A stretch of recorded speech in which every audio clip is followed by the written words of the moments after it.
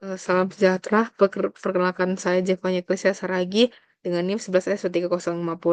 Pada kesempatan ini saya akan mempresentasikan hasil praktikum yang telah saya lakukan menggunakan arsitektur Convolutional Neural Network atau CNN untuk mengklasifikasikan dataset fashion MNIST. Nah, jadi langkah pertamanya adalah mengimpor seluruh library yang dibutuhkan. Di sini saya menggunakan TensorFlow versi 2.19.0. Selain itu saya juga mengimpor NumPy untuk operasi numerik, ada Matplotlib dan Seaborn untuk visualisasi, serta Pandas untuk pengelolaan data tabel hasil eksperimen. Eh, Selain itu juga ada library sklearn yang digunakan untuk menghasilkan confusion matrix dan classification report untuk evaluasi model secara lebih mendalam. Nah, setelah library-nya siap, di sini saya memuat dataset Fashion MNEST langsung dari keras. Jadi dataset ini terdiri dari 60.000 gambar untuk pelatihan dan 10.000 gambar untuk pengujian. Nanti setiap gambarnya akan berukuran 28 kali 28 pixel dan merupakan gambar grayscale, artinya hanya memiliki satu kanal warna. Kemudian ada tahap pre-processing. Jadi tahap pre-processing ini mencakup 3 langkah. Pertama, ada normalisasi dilakukan dengan membagi nilai pixel dengan 255.0 sehingga seluruh nilai berada dalam rentang 0,1. Kedua, di sini saya melakukan receive dari data dari bentuk 60.000 28 menjadi 60.000 28 untuk menambahkan dimensi kanal yang dibutuhkan oleh lapisan konvolusi CNN ini nanti. Ketiga ada label dilakukan one hot encoding menggunakan fungsi to kategorikal sehingga setiap label kelas direpresentasikan sebagai vektor biner berdimensi 10 sesuai jumlah kelas pada dataset ini. Jadi dataset fashion MNIST ini memiliki 10 kelas yaitu t-shirt, top, trouser, pullover dress, coat, sandal, shirt, sneaker, bag, dan juga ankle boot. Nah, di sini saya mendefinisikan dua fungsi utama yaitu build CNN model dan run eksperimen. Fungsi build CNN model ini akan menerima dua parameter. Yang pertama ada jumlah blok konvolusi 2 atau 3 dan learning rate. Model dibangun secara sequential dengan struktur sebagai berikut. Jadi ada blok konvolusi 1 yang dimulai dengan dua lapisan conv 2D yang berukuran filter 32 dengan eh, kernel 3 kali 3. Jadi masing-masing akan diikuti batch normalization eh, untuk menstabilkan distribusi aktivasinya. Setelah itu ditambahkanlah max pooling 2D untuk reduksi dimensi spasial dan dropout sebesar 0,25 untuk regularisasi. Kemudian ada blok konvolusi 2 yang memiliki struktur yang sama namun menggunakan 64 filter sehingga mampu menangkap fitur yang lebih kompleks dibandingkan blok pertama dan ada blok konvolusi 3 di mana ini opsional dengan 128 filter yang hanya ditambahkan apabila parameter conflayer sama dengan 3. Jadi blok ini membuat jaringannya akan lebih dalam dan mampu mempelajari representasi fitur yang lebih abstrak. Setelah blok konvolusi, keluarannya di flatten menjadi vektor satu dimensi, lalu diteruskan ke lapisan dense 256 neuron dengan fungsi aktivasi ReLU diikuti batch normalization dan dropout 0,5. Lapisan keluarannya ini berupa dense 10 neuron dengan aktivasi softmax yang menghasilkan distribusi probabilitas untuk setiap kelas.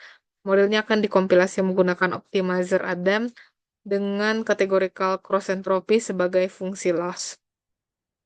Kemudian di sini ada fungsi run eksperimen yang dirancang untuk menjalankan satu siklus eksperimen secara penuh dan terstruktur. Jadi fungsi ini akan menerima parameter nomor eksperimen, learning rate, jumlah epoch, batch size, dan jumlah layer konvolusi. Jadi setiap kali eksperimen dijalankan, session keras akan direset terlebih dahulu menggunakan ini fungsi TF keras back and clear session agar tidak ada sisa graph komputasi dari eksperimen sebelumnya yang dapat mempengaruhi hasil. Kemudian modelnya akan dilatih menggunakan 80% data training dan 20% sebagai validation set secara otomatis melalui parameter validation split 0,2. Setelah pelatihannya selesai, nilai training akurasi, validation akurasi, training loss, dan validation loss pada epoch terakhir disimpan ke dalam list all results. Dan di akhir setiap eksperimen, kurva akurasi dan loss divisualisasikan untuk memudahkan analisis visual.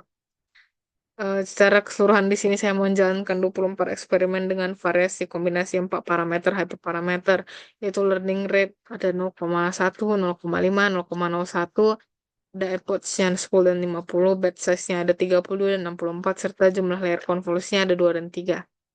Untuk pada eksperimen 1 sampai 8 menggunakan learning rate 0,1. Nah, jadi pada kelompok ini dia bertujuan untuk melihat perilaku model dengan learning rate yang cukup besar. Jadi eksperimen ini mencakup semua kombinasi epoch 10 dan 50, batch size-nya ada 3, 2, dan 4, serta jumlah layer konvolusinya ada 2 dan 3. Nah, kemudian pada eksperimen 9 sampai 16 di sini menggunakan learning rate 0,5, yaitu nilai paling besar dalam pengujian ini. Jadi tujuannya adalah untuk mengamati apakah model dapat tetap konvergen dengan langkah pembaruan bobot yang sangat banyak ini. Kemudian Kemudian pada eksperimen 17 dan 24 di sini menggunakan nilai learning rate yang 0,01, yaitu nilai yang lebih konservatif. Jadi pada kelompok ini diharapkan model menunjukkan konvergensi yang lebih stabil dan akurasi yang lebih baik. Nah, untuk seluruh hasil eksperimen tadi itu dikompilasi ke dalam sebuah data frame menggunakan Pandas dan disimpan sebagai file CSV. Jadi berdasarkan data yang terkumpul, saya dapat menarik beberapa kesimpulan analisis penting. Yang pertama ada pengaruh learning rate.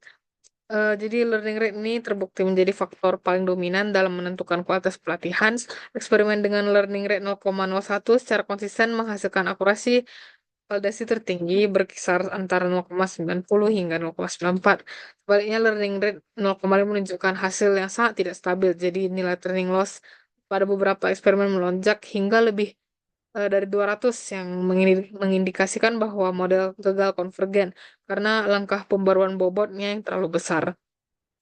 Kemudian pada pengaruh jumlah epoch, secara umum epoch yang lebih banyak menghasilkan training akurasi yang lebih tinggi dibandingkan epoch 10. Namun, ini juga perlu diperhatikan bahwa pada beberapa eksperimen dengan learning rate besar, penambahan epoch justru memperburuk validation loss yang menunjukkan tanda-tanda dari overfitting. Kemudian ada pengaruh batch size. Perbedaan antara batch size 32 dan 64 tidak sedrastis pengaruh learning rate maupun epoch. Batch size 32 itu menghasilkan update gradient yang lebih sering per epoch sehingga memiliki efek regularisasi implisit namun membutuhkan komputasi yang lebih lama. Sedangkan pada yang 64 dia menghasilkan estimasi gradient yang lebih stabil karena merata-ratakan lebih banyak sampel dalam step-step dan cenderung lebih cepat dalam proses training. Dan yang terakhir ada pengaruh jumlah layer konvolusi. Model dengan 3 layer konvolusi memiliki kapasitas representasi yang lebih besar dan mampu mempelajari fitur gambar yang lebih hierarkis dan kompleks dibandingkan dengan model yang memiliki 3 layer konvolusi. Nah, untuk pada eksperimen terbaik, jadi pada eksperimen terbaik adalah eksperimen nomor 20 dengan konfigurasi learning rate-nya 0,01, epoch-nya 50, dan batch size 64, dan 2 layer konvolusi. Nah, eksperimen ini menghasilkan validation akurasi 0,9406 dengan validation loss 0,2602 yang menjadikannya kombinasi paling optimal di antara 20 eksperimen yang tadi telah dijalankan. Sedangkan untuk eksperimen terburuknya, ada pada eksperimen nomor 13 dengan konfigurasi learning rate 0,5, epoch 10, batch size 32, dan 3 layer konvolusi. Jadi eksperimen ini menghasilkan hanya validation akurasi 0,8260 dengan validation loss yang sangat tinggi yang mencapai 233,47 yang menunjukkan bahwa kombinasi learning rate besar, epoch sedikit, dan arsitektur eh, dalam ini sangat tidak optimal untuk dataset ini. Eh, jadi dari seluruh rangkaian eksperimen yang telah saya lakukan dapat disimpulkan bahwa learning rate adalah hyperparameter paling kritis dalam pelatihan CNN. Nilai yang terlalu besar seperti 0,5 menyebabkan model tidak mampu konvergen secara stabil, sementara nilai kecil seperti 0,01 atau 0,01 memberikan hasil terbaik. Jumlah epoch yang lebih banyak umumnya meningkatkan performa, namun harus diimbangi dengan mekanisme regularisasi yang baik untuk mencegah overfitting. Arsitektur dengan dua, tiga, atau tiga layer konvolusi, keduanya mampu memberikan hasil kompetitif selama hyperparameter lainnya dikonfigurasi dengan tepat. Demikian presentasi dari saya. Apabila ada salah kata, saya mohon maaf atas waktu dan perhatiannya. Saya ucapkan terima kasih.